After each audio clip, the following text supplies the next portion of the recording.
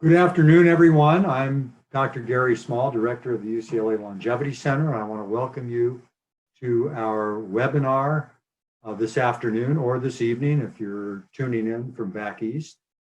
And today we're going to be talking about a very important topic, resilience in the age of COVID-19. Now, many of you have probably joined us for previous webinars, but just a little housekeeping before we get started. I will begin by talking about some of the broad issues that we're going to be addressing today, and I'll show some PowerPoint slides to cover some of those points. That will take about 10 minutes or so. And then I'll introduce our guest today, Dr. Helen Lavretsky. And I think it's really a great opportunity for us to learn from her because it's an area of tremendous expertise for her. Now, we have received some advanced questions from you, and we will try to address those. But bear in mind that at the bottom of your Zoom screen, if you hover over the bottom, you can see there's a Q&A icon, and you can type in questions as we move along if something comes up for you. So please feel free to ask those questions. Dr. Lavretsky and I will have a conversation about these issues, and we'll try to bring in your thoughts and your questions so that we can really get to some of the important points that I'm sure are relevant for all of us during this very challenging time. So before I start to share my screen and the PowerPoint, I just want to again thank all of you for joining us today. And also thank our Longevity Center staff, our board of directors, and other supporters, as well as our tech staff at the Semel Institute for helping to make this educational experience possible.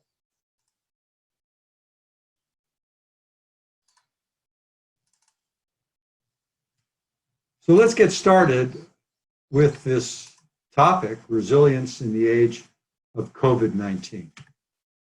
Now, I just thought I would begin by sharing with you the dictionary definition of resilience. And of course, the first one is the very concrete definition. And the second is really what we're going to be talking about, an ability to recover from or adjust easily to misfortune or change. Now, Dr. Lavretsky also shared with me in advance a few other quotes that I think are quite relevant that I would like to share with you. The first one by Confucius. Our greatest glory is not in never falling, but in rising every time we fall. Or this quote from Amanda Ripley. Resilience is a precious skill. People who have it tend to also have three underlying advantages. A belief that they can influence life events, a tendency to find meaningful purpose in life's turmoil, and a conviction that they can learn from both positive and negative experiences. And finally, Winston Churchill. Success is not final, failure is not fatal, it is the courage to continue that counts. Now, we're in an incredible time that really would have been unimaginable just a few months ago because of this pandemic. We're under heightened levels of stress. We have rapidly changing patterns of viral spread. There's escalating health and financial worries. We're all going stir crazy, getting cabin fever from the isolation and social distancing. And there's also a lot of uncertainty about the future. And we have natural emotional responses. We're frightened, we're anxious, we're pessimistic. And we have what's been termed emotional dysregulation. So it's kind of hard to monitor these emotions. Many people talk about, yeah, I feel good throughout most of the day, but you know, there are those moments when I get overwhelmed, or I get depressed, or I get anxious. And this is very common for everyone to experience. Resilient people, however, can quickly recover from this kind of adversity And they even emerge stronger and healthier as a result. I'm so delighted that Dr. Lavretsky is joining us today because she's done some remarkable research on resilience. She's looked at biological, psychological factors. She's looked at how age influences our ability to bounce back from adversity. There have been studies about its relationship to mood and our thinking ability and our memory. And there have been studies where she's shown how resilience is linked to how our brain communicates, different areas of the brain that control thinking and emotion, or a very important area of the brain called the amygdala that's deep underneath the temples in the medial temporal region. And the amygdala is an emotional control center of the brain, and how our resilience or lack of it is linked up to the function of that center. And she's also done a lot of work on resilience promoting intervention. So she's really going to teach us about these areas. Now, Dr. Lavretsky and I have collaborated on some studies, particularly those that have looked at the buildup of the abnormal proteins in the brain that are associated with Alzheimer's disease. Well, it turns out that these amyloid plaques and tau tangles also are associated with brain trauma and emotional dysregulation. So one study she did showed that those amyloid and tau deposits are associated with symptoms of depression and anxiety in older adults. Also, we did a study looking at people who had had traumatic brain injury. And you can see in the image, the arrows point to the amygdala. And this is a hot spot where we think that tau deposits occur. And these people have a lot of emotional dysregulation. They have trouble containing themselves and not flying off the handle.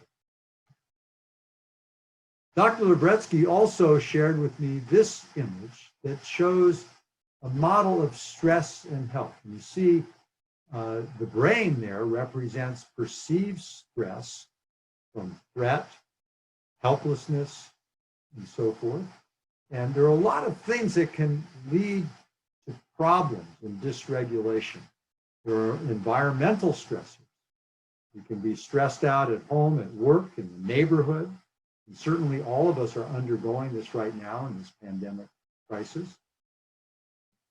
We could describe that as a major life event.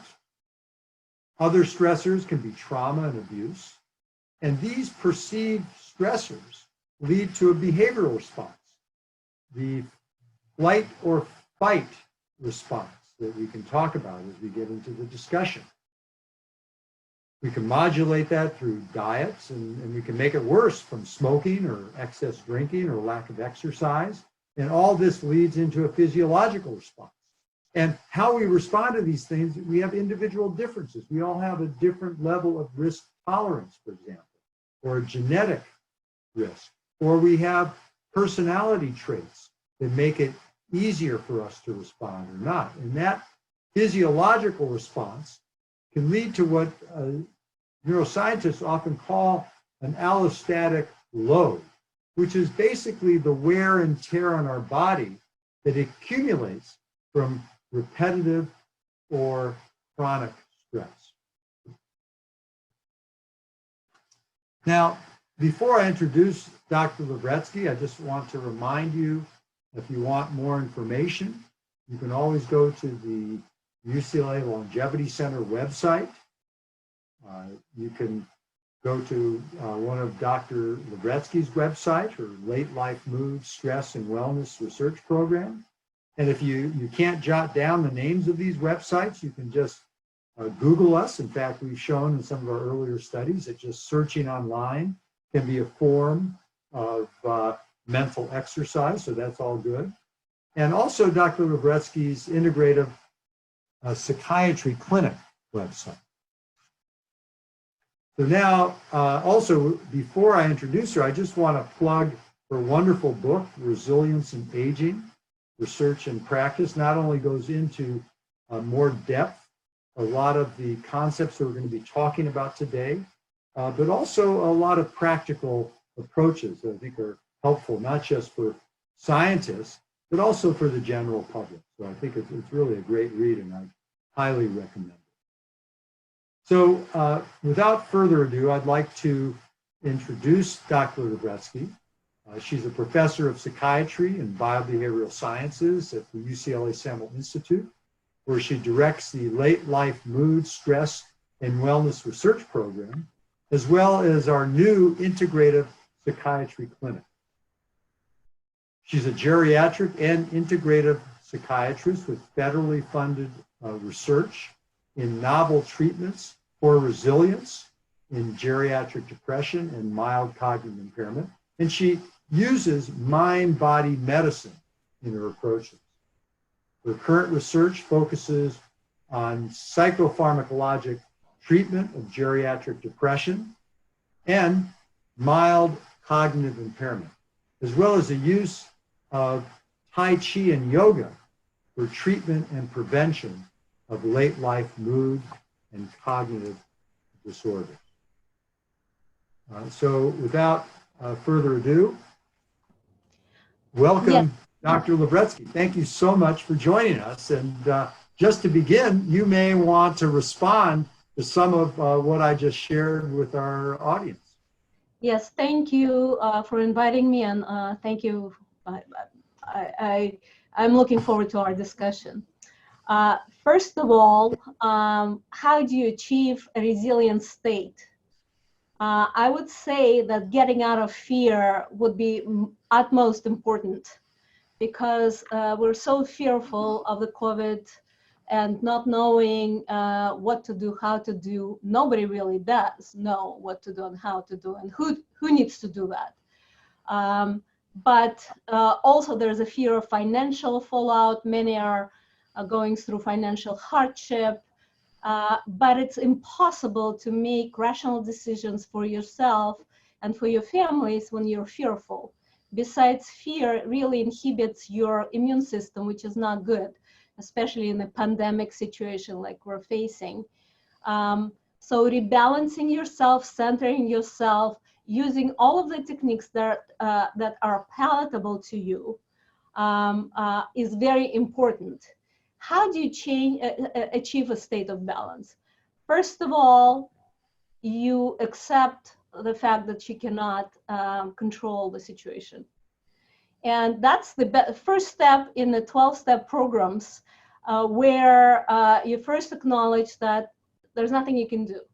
You surrender your fear of having to do it this instant, something, I need to do something to protect myself and my loved ones. But the serenity prayer could be very instructive if you're open to it. God, grant me the serenity to accept the things I cannot change, courage to change the things I can, and wisdom to know the difference. It is very profound, and it takes pressure off of needing to act immediately, react. So instead of reacting, you pause, you take a few deep breaths, and then you discern. And you discern what's best for me and what's best for my family, and how do I get there? So if I could just, Dr. Lavretsky, I just jump in, and I can call you Helen. I think we all know. Yeah, absolutely. Call you that around campus. So, I think you make some really important points. First of all, the serenity prayer, the 12-step program has helped many people with addiction. But I think it really is a strategy for living for all of us. And it's very helpful, particularly in times like today, where we're all really struggling. And the other thing I just wanted to comment on, that there seems to be, when I was reviewing a lot of the material you sent me, and thank you, there seems to be this theme about control. And people are feeling out of control. And that's hard. It's hard for those of us who are control freaks, and those of us who are not control freaks. And I like that you brought up right away that you have to accept a certain amount of lack of control. Mm-hmm. So the next strategy, so basically what I've learned over the many years of researching resilience and how to deal with this, how to boost it, I think the best strategy that anybody had found would be to view this as a life lesson. what is the situation with COVID trying to teach us personally, us as a society, and us as a planet? And if you step back from the fear and you look at the whole situation, we were arguing with each other in January about various political things, not political things. We didn't like that country and the other country. Now what COVID brought to our attention is we are opening hearts and minds to each other, to other countries. We care about what's going on with each other. And that's a shift in psychology. So one strategy is to look for silver lining in any stressful situation and count the blessings that you do have. For instance, I would give you an example of what my blessings are. I stopped going to work for the first time in 30 years every day. For 30 years, since 1991, I've been going to work every day. And my lifestyle has improved. I'm exercising more, I'm watching the diet, I have more time to balance myself. And I'm a lot more creative. I'm writing a book and I'm planning the next book to write. And I have all these various ideas. And finally, I had to learn Zoom.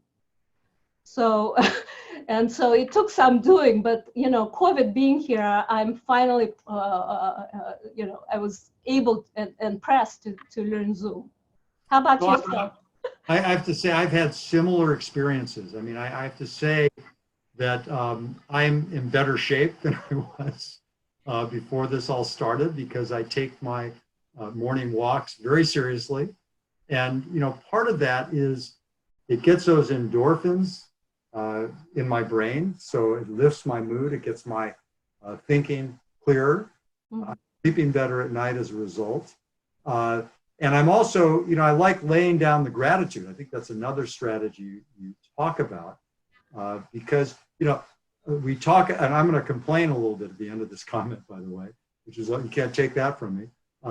So, the gratitude, it's great that we have Zoom, that we have all this technology. Because could you imagine if this happened 20 years ago? I mean, we'd be faxing each other like crazy, and we'd be talking on landlines. So it keeps us connected, and that's a wonderful thing. However, I find, even though I'm not driving to work, I find that I'm working harder, because even though we have this wonderful technology, it's not as efficient.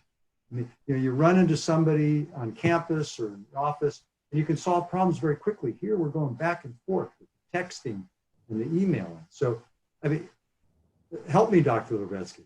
So, yes, we're finding ourselves joining the millennials exactly. in the joy of texting. What is important, though, is to experience joy on a daily basis, basically. And when you're stuck in a situation like this at home, basically, you can't get out, you have to wear masks everywhere, and that's why you're not as motivated to get out. You learn to enjoy little things, simple things, like flowers in your backyard, birds singing, sun, and something like being able to meditate has been very, very helpful to me, doing yoga and meditation. And that's a life skill. So once you have it, you employ it. And that's why my research in mind-body medicine taught me that this is a very effective way of regulating your stress response, basically. You activate your parasympathetic system that tells your sympathetic system, that is like a stress response system, to calm down, shush. And you take a deep breath or slow breath, and your heart rate drops, your blood pressure drops by about 20 points if you're breathing at about 4 to 6 breaths per minute. And that's a much slower rate of breathing. For example, our normal rate is 12 to 16 breaths. So you have to slow it down. And that's an relatively easily achieved strategy. You just pay attention to how you breathe. You inhale and process the breath. And if you do it, for instance, yes, I agree with you, we work more. I roll out of bed and go to work. There's no commute anymore. There's no traffic. You just Yeah. go straight to work at 7 o'clock in the morning and you work through until 7 o'clock at night. But that's true. I mean, we have get a chance. There are other anxieties because as we transition back to work, I mean, how are we going to feel comfortable doing that?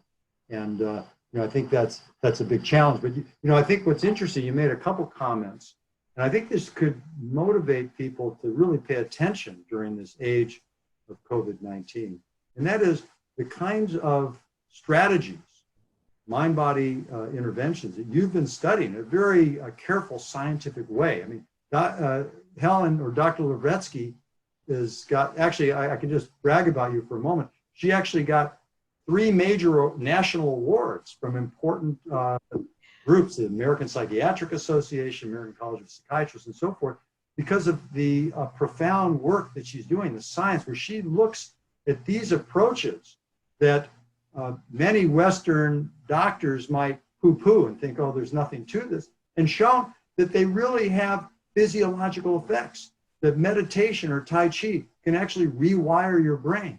And in fact, the kinds of methods she's talking about really does boost your immune system. So the things we're frightened about, instead of being, as you say, reactive, it would be proactive, this will serve us in terms of fending off this virus. Oh, so the most important strategy is to stop listening to the news. And I tell my patients who are glued to the television, and it's understandable, but it just doesn't help.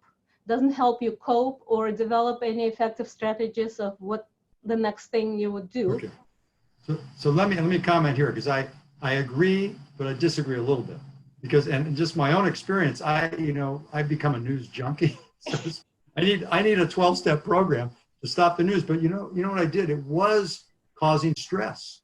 It was too much, and it got repetitive. And so I've limited my news consumption. But here's why I think a certain amount of news is important, because the issue about lack of control and fear, sometimes that stems from lack of information. I mean, if you look at, I think back when we had the AIDS problem first introduced, people didn't know how to deal with it. But once we learned more information, we had less fear and we were more reasonable in dealing with it. So I think a certain amount of news and staying updated on vetted, sensible news items, rather than getting distracted by conspiracy theories. I think that's good, and that helps us with some of the fear and negativity. So the next thing that is important is to take care of your bodies. And that's your vehicle. Your immune system health is dependent on your body health. And the best you can do is to manage your sleep. Sleep is essential for healthy immune function. Diet, I'm now really focused on eating multicolored diet with a variety of antioxidants in the fruit and vegetables, mostly actually, and some grain. Exercise daily for an hour and then walking outside as much as possible. Turning into your spirituality. If you're open to that, it's a really powerful tool of helping you, aiding you to cope with profound disaster like we're dealing with now. And experiencing joy on a daily basis, like coming up with 3 things you can enjoy and then scheduling them throughout the day. It could be music, dance. Yes. Yeah. So those things are great. And, just wondered your thoughts about how spirituality helps. I mean, I always, from a neuroscientist point of view, I always thought, well, if you're a type A personality, you want to control everything. Mm-hmm. But you say believe in a higher power, you believe in God. Mm-hmm. In a way, you're letting go of that being a control freak, and that kind of calms you down. It's comforting. Well, spirituality has been shown in a multitude of studies, epidemiological large population studies, to be very protective against all the negative outcomes, whether mental or physical. And nobody really knows what aspect of spirituality contributes to that. It could be a community support, spiritual community support, which I personally find very important because I have several groups I work with and I meet on a regular basis. And I know that I can turn to them for support if I don't know how to deal with something. But also, it centers you. You understand a greater meaning of what's going on. You no longer are afraid of this immediate threat.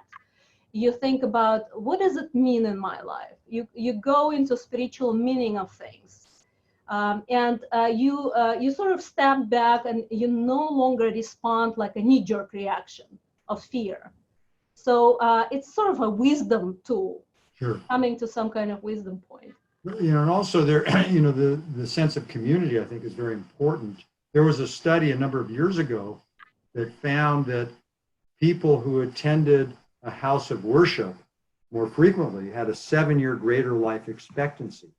And it could be this belief in a higher power, or it could be just being around other supportive people in a church or synagogue that helps people live longer, better. And we know that those who are socially connected do better when it comes to successful aging. The World Health Organization also pointed out to a disaster response curve. So we're currently in the honeymoon period, which means we just passed heroism and voluntarism peak, and we're still are willing to contribute to the society. But as time passes, after such a period, people start experiencing more of a disillusionment and more depression and anxiety. So over summer, we have to really watch for the peak in this depression and suicidality and the negative emotions. And I'm a part of the multi-site study of geriatric depression. We just completed an interview of older depressed individuals about how they view COVID and the impact on their mental illness. And they all were not that depressed. This was very striking.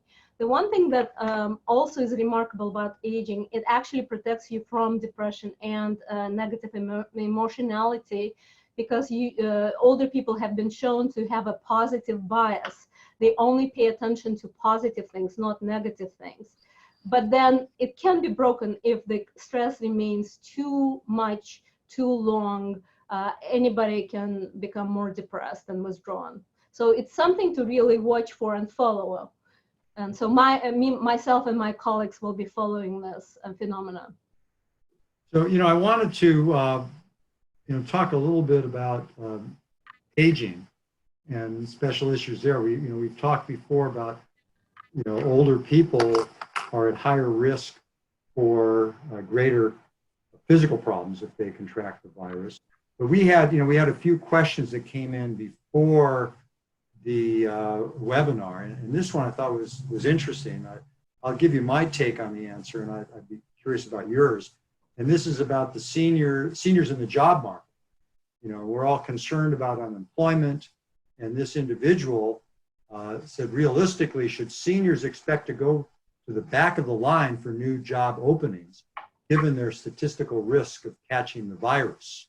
So, I'm assuming that employers may implicitly favor younger, less experienced workers in order to reduce some perceived increased risk from having older people in the workforce. And, I think a lot of people are concerned about a reemergence of ageism as a result of this. And ageism is a term that Bob Butler introduced years ago. It means basically prejudice against people. And, I think it's not just an issue of prejudice against older people, but also about anyone with a predisposing illness. It could be against cancer patients, people with diabetes, anybody with increased risk for more serious illness. And, my feeling is this stems from, what you were talking about, the uncertainty and the fear, and that brings about it fuels these prejudices. And, I think we got to steel ourselves against this by educating people. So if you want to enter the workforce, you can point out to that potential employer that, older people have a lot of experience and there's a benefit to hiring them. So I don't know what your take is on Right. So you have to play from your strengths, which is your wisdom and your skills that you've acquired. So that's what you have to offer. And you're the best mentor because you have all this experience. So you could offer your skills, your experience, and mentorship skills. When it becomes very difficult is when technology is involved, because the millennials and generations behind them have the chip in their heads. They're very savvy with technology, so you can't really compete with them in technological skills. But it's something you could learn. That's an opportunity for growth.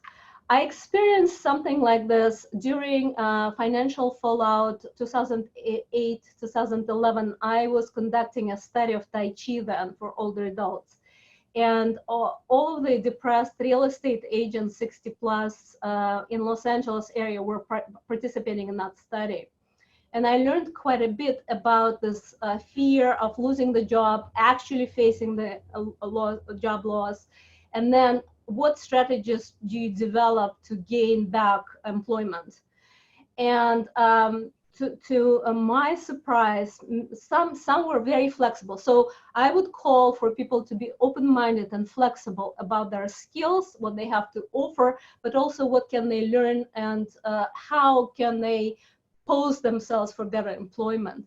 What I learned from that experience in 2008-11 was that some people were not prepared to not sacrifice, but be more flexible in terms of what employment they would get. Some things they considered to be beneath them, and it's not up to my standard. But those who coped most effectively were more flexible. They would come up with solutions of having 2 part-time jobs, not a whole job. But certainly asking for retraining, skill retraining if necessary. For example, I'm really feeling that the restaurant industry will have to restructure, and people who are employed in that industry would have to come up with strategies, especially older people who were employed.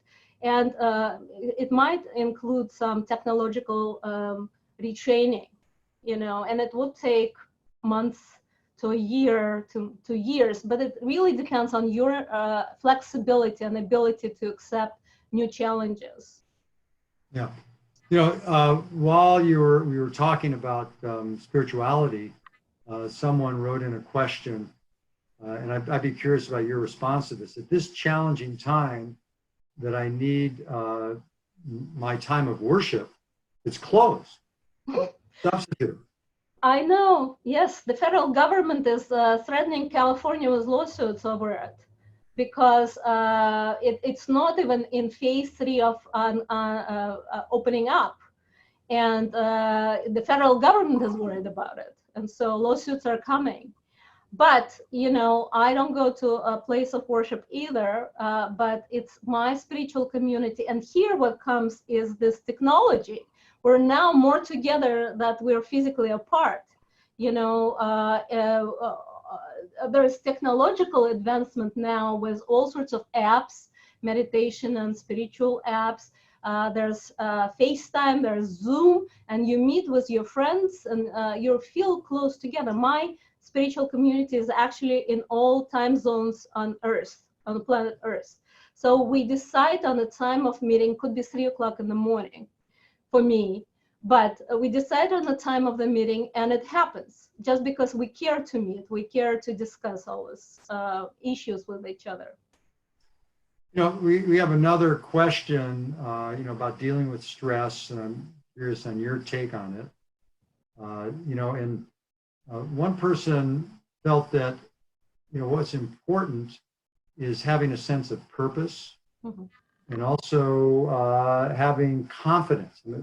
That's really very important in terms of the ingredients that come together with resilience. What are your thoughts about those concepts, purpose and confidence? Absolutely. So where do you get this, though? The sense of purpose, actually, in a time of like this, people find this stimulating enough to find a sense of purpose. And that's why you see everybody volunteering for a better cause, to take care of each other. And that's like a thing that greater than myself, so people become heroes. And that's an archetype that is rising in our society. We're looking up to the heroes, and physicians and nurses and first line workers have become national heroes. Everybody salutes to in all countries of the world. But it will progress as things will develop.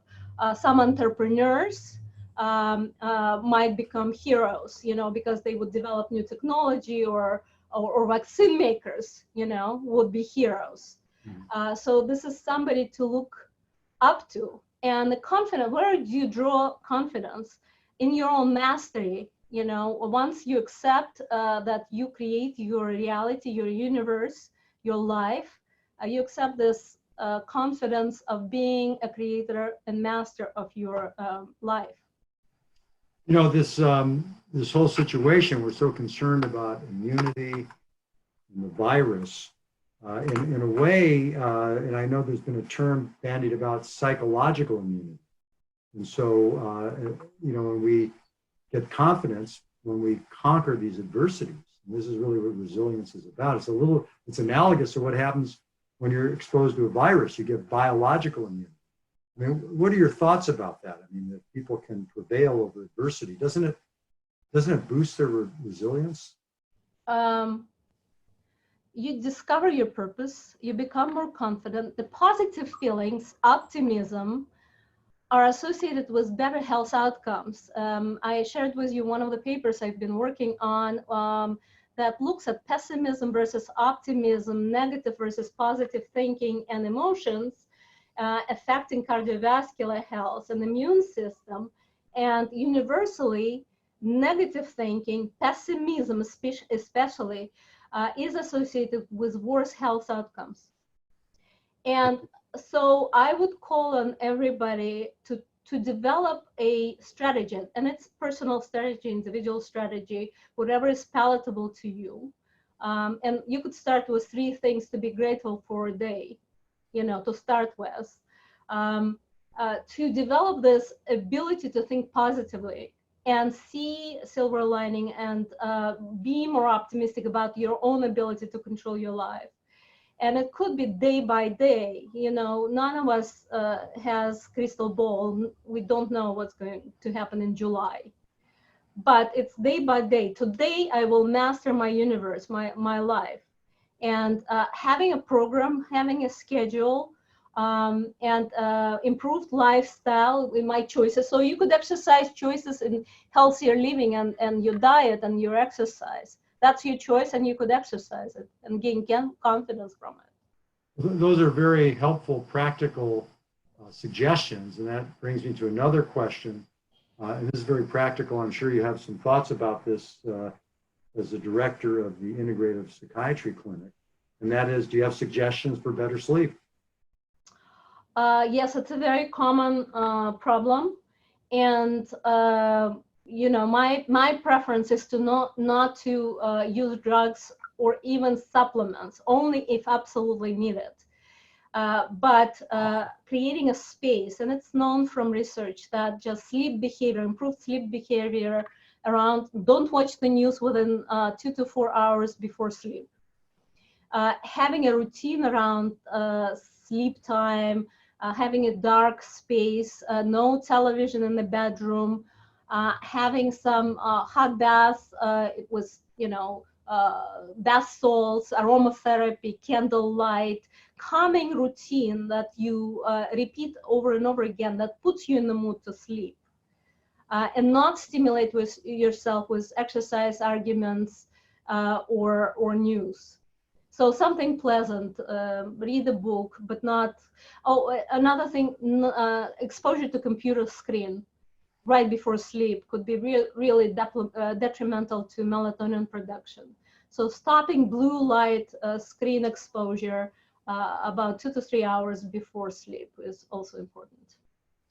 So that, I want to thank a few people typed in that houses of worship have online services. And I think we're all benefiting from that, as you said. Thank you for that. Somebody asked a question about being disillusioned at the number of people who refuse to wear masks and stay 6 feet apart, and how there's kind of a partisan divisiveness that has emerged, and hoping that it would bring people together. And I'll just respond briefly. I'm curious about your response. I think that under times of stress, people start to argue. It's a natural human trait because we're anxious and we see a common enemy. But on the other hand, there's also we have the enemy out there. I see it bringing people together because we're all trying to come together to try to defeat this problem. So what's your take on that question? Yes, the argument and fighting the other side is coming from fear. And once you conquer the fear and you remove yourself from it, and you find a higher purpose and open your heart to others, then you don't have to argue or think that the other side is wrong. So, and that's the purpose of the whole holistic approach to your life. So I think there were several questions about that. How do you deal with that kind of conflict? And a lot of it has to do with interpersonal relationships. How do you manage? I mean, all of us have friends who have different opinions, and we can agree to disagree. There was a question that came in before the webinar. Are we really going to have to wait for a treatment of some sort or a vaccine before we can have more normal social gatherings with friends? And, this is a big question we're all asking. And, I think it gets back to some of the points you made about uncertainty. Even if we have a vaccine or a treatment, it's never going to be 100%. So we're going to have to deal with this kind of uncertainty for quite a while, Yes, we need clarity on testing, what it means, because now they're questioning whether positive testing means anything. People who test positive for a number of times, then they test negative, then they test positive again, what it might mean, and we don't know whether it's true yet, that they're still shedding dead virus, which is not infectious. And that would completely, if that's true, it would change completely how we deal with the virus. For example, people who had COVID, whether symptomatic or asymptomatic, then they test for antibodies and they have immunity. At least, we know that much. We don't know how good the immunity is. But then gaining some clarity on those issues would provide us with some kind of certainty how to proceed from now on. It's either herd immunity that happens first or we get a vaccine, whichever comes first. And it might take months. How do you deal with gatherings? I live in a neighborhood where some families decided to ignore, and they are having parties on the walking path, just to demonstrate that they're opposed. How do you deal with that? In your own neighborhood, somebody's protesting so publicly, or with your own friends. My neighbors actually gather now. We have parties because they gather with their greater family. They made the decision that they would open it up to their family members, and they are comfortable with that. So I would say, as long as you're not in this is your decision, of course. Your government can tell you, but people go to the beach without listening to anybody and ignoring. That's the decision you make, and you take the risks, and that's your decision. The only caution is that you're going to infect others, and that should be probably at the forefront of your decision making. Something I see a lot is people they go for the negative, and some people see the cup half full, others half empty, and they obsess. Oh, that person's not wearing a mask, or this person isn't letting me do this. And to me, this whole concept of resilience is the key to successful aging. Aging is kind of a series of assaults and adversities, physical, mental ones. And if we dwell on, that we don't have the same physical health or we don't have the same mental health, we're going to get depressed. We're going to be negative. But if we can find solutions, be resilient, flexible, we can get beyond that and enjoy our lives. Oh yeah, I agree with that. And that's the key. That's what we both of us have been saying. Focus on positive, find something positive to look forward to, plan a positive event or 3 positive thoughts a day. to keep yourself out of this negativity. What ultimately happens with negativity is disease, compromised immune system and disease, whether it's COVID or some other disease. Also, what has been shown over and over again, it's not just aging, it's the number of chronic disease in younger individuals. You know, so the risk factors are having asthma or lung disease and diabetes and cardiovascular disease.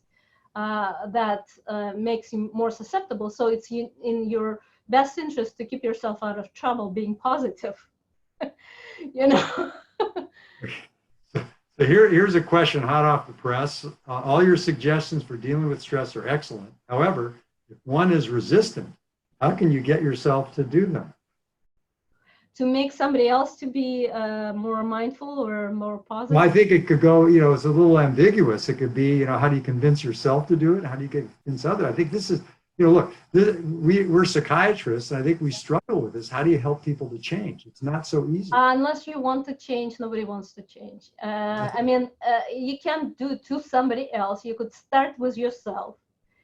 And when I'm dealing with patients, older patients who don't like change it too much, I basically tell them, kick yourself from behind and just develop a plan, one thing at a time. Doesn't have to be a revolution in your life, but one thing at a time, you know. We're giving you advice. There's more advice on the internet than you can need in your lifetime, what to do. And just do one thing, introduce one thing a week, a day, an hour, whatever your speed is. But unless you are willing to change, nothing will change for you. You know, there's not going to be a change for you. Yeah. I think that's great advice. Take baby steps. You know, you don't want people to be overwhelmed.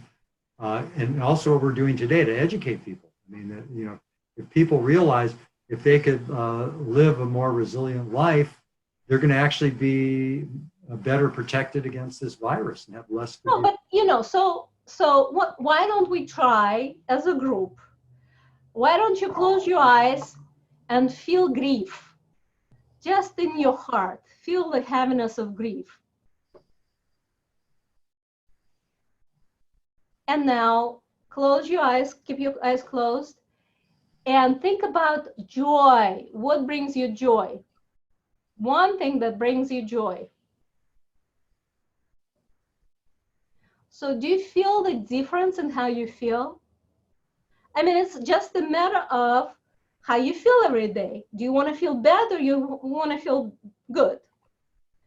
And if it takes one look at the rose, a flower, a rose, sunset, listening to singing birds, people with chronic disease, you know, and that's what I recommend to people who have a lot of disabilities, not able to go anywhere. It's all about simplicity in our lives. And I think this COVID-19 is one of the lessons of COVID-19 is lead and enjoy simpler lives, simpler joys, having your family around. Like I discovered, myself and my husband are very busy professionally. And now we're stuck with each other in the house. And this was a test, pre-retirement test of how it's gonna go when we retire. And it's not so bad. I found I actually enjoy his company. We're still very busy, but when we get together, it's enjoyable. So this is a good proof to me that it's not, I was afraid of it. So, you know, there's an old saying, for better or for worse, but not for lunch. It sounds like you're. Yeah. So, you know, I don't think we're going to be able to get to all the questions, but I know that you wanted to guide us through a meditation for the end of the conversation today. So before we get to that, which I'd like to transition to in just a couple of minutes, I want to thank you again, Helen, for joining us. It was really a lovely conversation. I learned a lot, and I could tell by the large number of questions that we really engaged our audience. And also, I can see the number of participants. I don't think anyone's dropped out, maybe one or two, but that happened. So I think it says that people are quite interested in this. So, you know, I'm available. We're open this integrative psychiatry clinic, open to referrals, self-referrals. And what we do in the integrative psychiatry clinic, we counsel and consult with people who are interested in employing this integrative approaches: diet, exercise, lifestyle, spirituality, well-being. And we could devise a program for people who experience anxiety or depression that would include these elements. And I find that this is so self-empowering, that you are taking the charge of your life, and it's not just pills or supplements that you ingest passively, but you are making a decision to make your life better, and you follow on it. Yeah, so that I'm very proud of that clinic. I think it's, we just started it at Dr. Lavretsky's suggestion, and it's in our geriatric division, and one of our newer psychiatrists, Dr. Sarah Nguyen, is helping us, or co-directing it, or associate director of it. And it's wonderful because it brings kind of what we've learned from Western medicine with Eastern medicine and different approaches, complementary and alternative approaches. And it's all science-based. It's not just flaky stuff. Fortunately, at UCLA, we're a little bit addicted to the scientific method. I think we learn a lot from it, and it really has helped people. So again, I want to thank. We're going to end on the meditation. Or actually, let me have you transition to this brief meditation. We're going to take about 5 minutes. I can see your background has already changed. I'm feeling calmer looking at it, and make a few closing remarks when we're done with it. So go ahead. Okay. So I'll disappear for a little bit, and you just see the beautiful sunset, where I invite all of you to join me. This is my preferred place to be. So one of the tools for meditation is visualization and making your preferred place where you would rather be instead of being stuck at home. My preferred place is the beach. And you could be in the mountains or in the garden, in the woods, by the stream, anywhere. But just to experience this, taking you through this experience, I will invite you to close your eyes and take a few deep breaths. Relaxing your body in the seat, if you're sitting, and feeling your body weight as being very relaxed. And you could visualize your place you would rather be at and make it very physical for yourself. Engage all 5 senses. How does it look? How does it sound? How does it smell? How does it feel to touch? And make yourself very, very comfortable. So you're creating your own virtual reality of the places you'd rather be. So in my case, it's Hawaiian beach at sunset.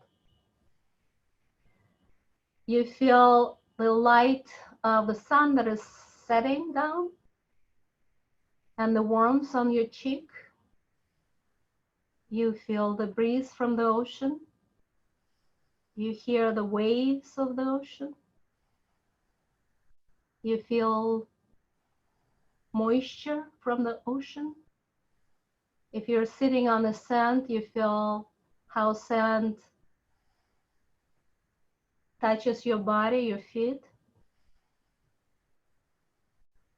You're hearing paradise birds singing. And you're smelling paradise flowers. And you just stay there.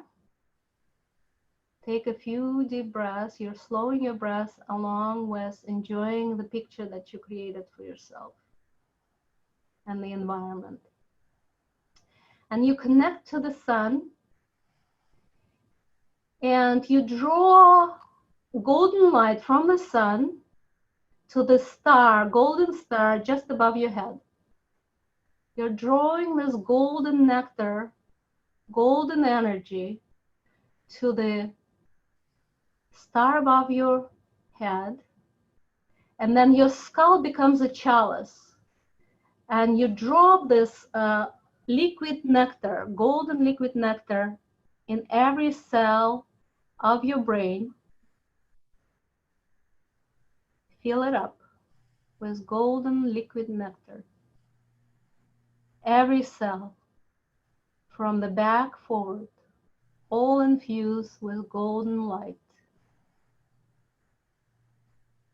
And now create another chalice at your chest area, at your heart center, and collect this golden light into the chalice in your chest area. Infuse your lungs, your heart, your bronchi, your organs in your chest are all infused with golden light. And you expand your chest and you're expanding golden light within you. Next comes chalice at your stomach area, in your gut. And you fill it up with golden light. And you bless all of your organs, your liver, gallbladder, pancreas, spleen, kidneys, adrenals that are stressed. And you infuse every cell, every organ in your abdominal cavity with golden light. And then drop it to your pelvis. Another chalice filled with golden liquid nectar, overflowing. And now send golden light to your skeletal structures, to your skull, your spine, your rib cage, your bone structures, your pelvis, and infuse all of your bone marrow with this golden light. Make it healthy, infused with golden light. And now make your lips into a straw and sip this golden nectar, flow it through your lungs. Make a few deep breaths as if you're sipping through the straw. Fill your chest and then abdominal cavity. Make a few deep breaths.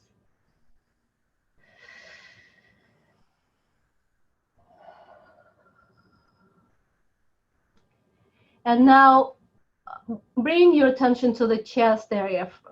This is your heart center, center of your chest. And now bring your breath through the chest area, through the heart center. And that's a compassionate breath. Make a few deep breaths through the heart center, through the middle of your chest.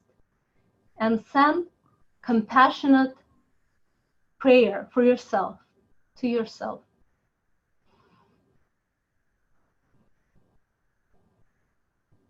How about to members of your family?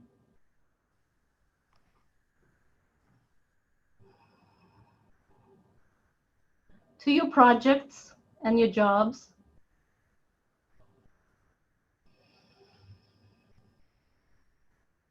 To the society and the government of this country and all countries in the world?